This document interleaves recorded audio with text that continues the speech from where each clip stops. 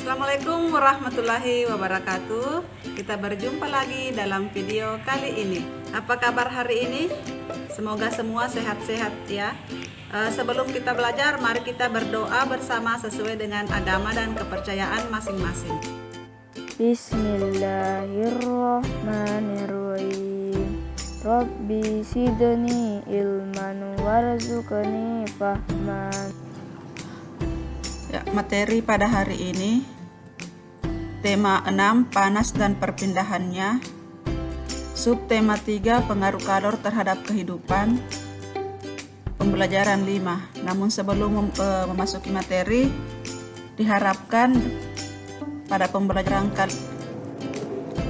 dapat mencapai tujuan pembelajarannya, yaitu yang pertama, dengan membuat diagram isi bacaan, siswa mampu menyajikan hasil kesimpulan isi teks penjelasan pada media elektronik secara visual secara tepat. Dengan mengamati dan mengidentifikasi benda-benda di lingkungan rumah, siswa mampu menyusun tabel contoh benda-benda yang menggunakan konsep perpindahan kalor secara rinci dan lengkap. Dengan mengamati gambar cerita, siswa mampu mengidentifikasi bahan dan alat untuk membuat gambar cerita secara benar. Nah, inilah tujuan pembelajaran yang akan dicapai pada pembelajaran kali ini. Nah, perhatikan gambar tersebut. Ingatkah kamu cara membuat bolu meranti yang sangat terkenal itu? Ya, adonan bolu itu harus dipanggang ke dalam oven dalam waktu tertentu. Oven adalah alat untuk memanggang kue atau makanan lainnya. Pemanggang atau oven itu biasanya diletakkan di atas kompor. Ada juga oven listrik yang menggunakan listrik sebagai sumber energi. Tahukah kamu bahan apa yang digunakan untuk membuat oven atau pemanggang milik ibunya Benny? Proses perpindahan panas apa sajakah yang terjadi dan perlu diperhitungkan untuk membuat dan menggunakan alat tersebut? Bagaimana dengan peralatan lain di rumahmu? Terbuat dari bahan apa sajakah alat-alat tersebut? Bahan konduktor dan isolator di sekitar kita.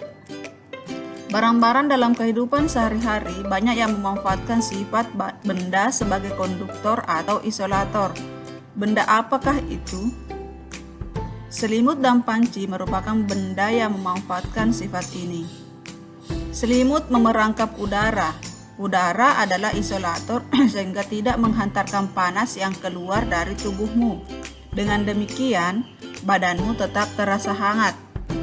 Jaket dan sarung tangan wol memiliki cara kerja yang sama, yaitu memerangkap udara agar badan tetap hangat dan tidak kedinginan. Panci terbuat dari bahan logam, misalnya aluminium. Aluminium merupakan penghantar panas yang baik. Panci akan menghantarkan panas ke makanan yang dimasak. Ada bagian pada panci yang justru berfungsi sebagai isolator. Pegangan panci terbuat dari plastik. Plastik merupakan isolator sehingga kamu tidak akan kepanasan ketika memegangnya. Oven atau pemanggang juga menggunakan prinsip perpindahan panas secara konduksi. Dengan menggunakan bahan konduktor seperti aluminium, diharapkan panas dari sumber panas seperti kompor tidak keluar, sehingga panas tersebut dapat mematangkan kue atau masakan yang dipanggang. Pemanggang biasanya berbentuk kotak dan tertutup. Bentuk yang tertutup ini ingin memaksimalkan panas untuk mematangkan makanan secara merata. Mesin mobil dan motor terbuat dari bahan yang dapat menghantarkan panas. Mesin memerlukan panas untuk memperoleh kinerja mesin yang ideal. Mesin juga memerlukan energi listrik, sehingga perlu bahan konduktor sebagai penghantar listrik. Nah, perhatikan ini gambar apa? Jadi, ini adalah gambar setrika, perbandingan antara setrika lama dan setrika yang dipakai zaman sekarang. Kamu tentu memiliki setrika di rumah. Dahulu, ketika listrik belum banyak digunakan, masyarakat menggunakan bara arang sebagai sumber panas. Arang hitam dibakar terlebih dahulu. Setelah menjadi bara, baru kemudian dimasukkan ke dalam setrika. Setrika ditutup dengan pegangan yang terbuat dari kayu. Biasanya setrika arang ini terbuat dari tembaga yang berat, berbeda dengan setrika listrik yang digunakan saat ini. Sumber panas berasal dari aliran listrik yang memanaskan kumparan di bagian bawah setrika, agar panasnya sampai dari kabel listrik ke pakaian, maka pada alas atau bagian bawah setrika dibuat dari bahan logam, sedangkan bagian pegangan setrika terbuat dari plastik yang bersifat isolator.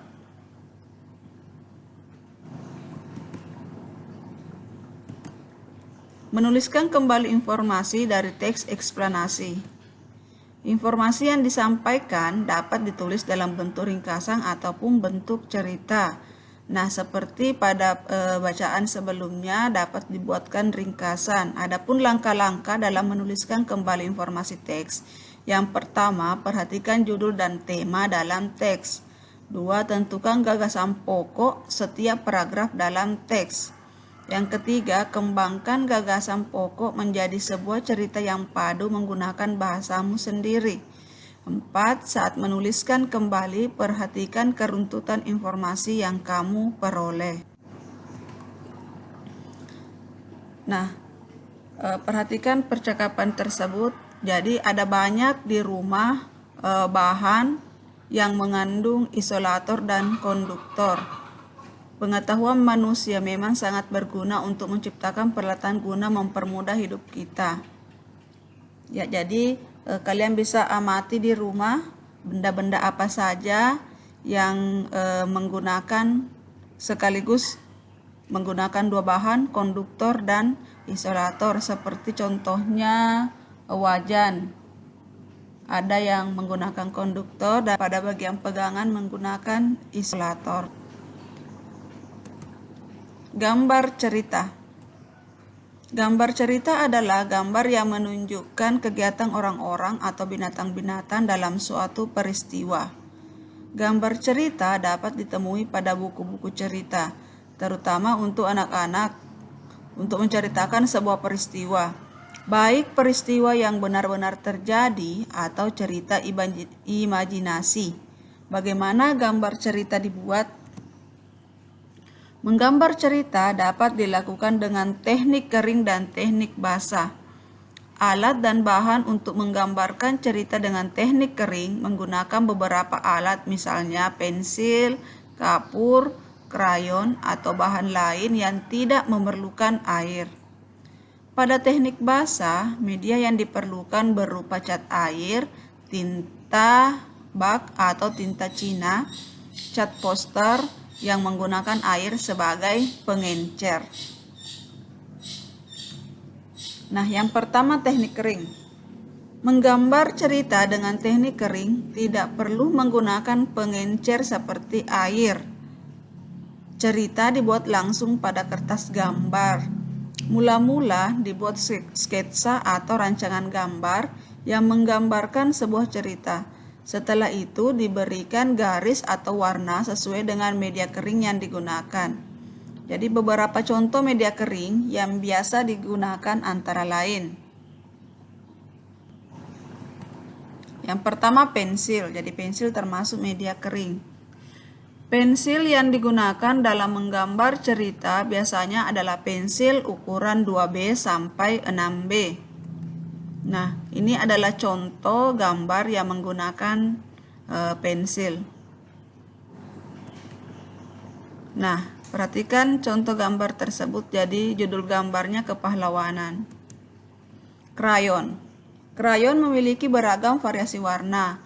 Krayon merupakan campuran antara lilin dan bahan pewarna yang aman untuk anak-anak.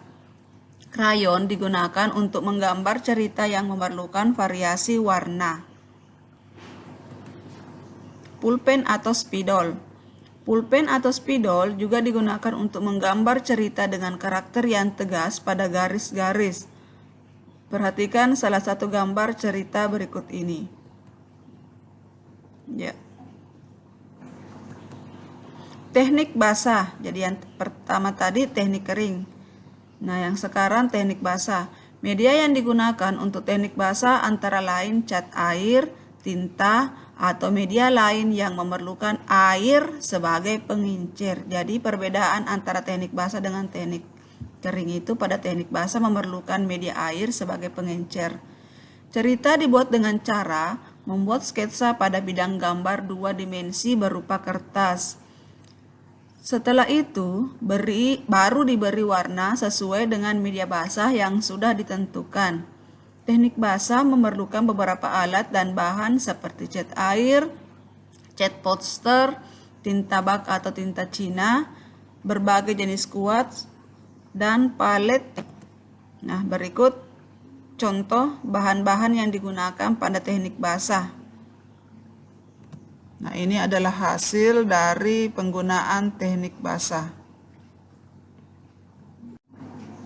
Nah, sebagai tugas itu menggambar dengan tema COVID-19. Untuk teknik pewarnaannya silakan menggunakan teknik basah atau teknik kering. Jadi kalian bisa memilih salah satunya. Ya, demikianlah materi hari ini. Semoga bisa dipahami dengan baik. Assalamualaikum warahmatullahi wabarakatuh.